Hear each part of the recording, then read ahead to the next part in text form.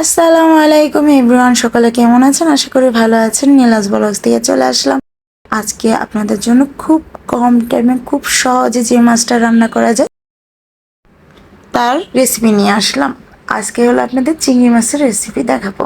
এটা রেজালা ঝোল ঝোল চিংড়ি মাছ, খেতে মজা, খুব কম উপকরণ দিয়ে খুবই কম সময়ের মধ্যে খুবই টেস্টিভাবে চিংড়ি মাছ রান্নাটা আমি দেখাবো আপনাদের।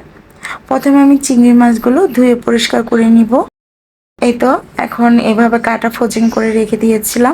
এখন এগুলা পুরো উপরে খোসাটা ছাড়িয়ে নিব, কারণ এভাবে খাওয়ার সময় সমস্যা হয়, চোকলাটা ফেলেই দিতে হয় উপরের অংশটা।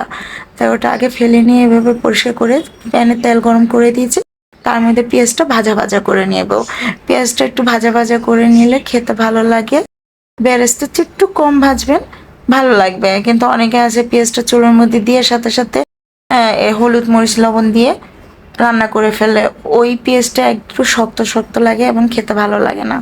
এ দেখুন পেঁয়াজটা এভাবে বেরেস্তা কালার হালকা হালকা আসবে, তখন আমি এখানে পরিমাণ মতন লবণ, 1.5 চামচ হলুদ, 1 চামচ মরিচের গুঁড়ো দিয়ে কষানো।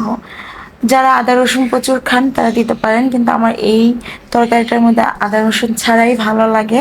আমি আদা রসুন ছাড়াই রান্না করি, আপনারা চাইলে দিতে পারেন। তারপর সামান্য পানি দিয়ে একটু ভালো করে কিছুক্ষণ কষানোর পরে এখানে আমি মাছগুলো দিয়ে দিব।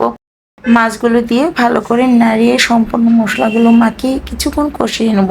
প্রায় 2-3 মিনিট কষানোর পর আমি এখানে দিব পানি। পানিটা দিয়ে ভালো করে এটা নাড়তে থাকবো। যখন ঝোলটা একটু কমে আসবে তার মধ্যে 4-5টা কাঁচামরিচ এবং 1 চামচ জিরার গুঁড়ো দিয়ে ভালো করে নেড়ে দিবেন। হালকা হালকা ঝোলের অবস্থা থাকতে, আমি যেহেতু এটা একটু ঝোল ঝোল রাখবো, একদম শুকনো করব না। এইভাবে তরকারিটা খাওয়ার মজাই আলাদা।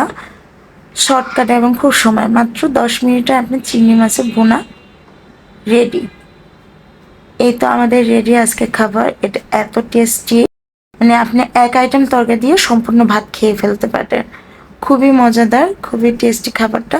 আপনারা অবশ্যই বাসায় ট্রাই করে দেখবেন। কালার দেখেই বুঝতে পারছেন এটা কত ইয়ামি এবং মজা হয়েছে।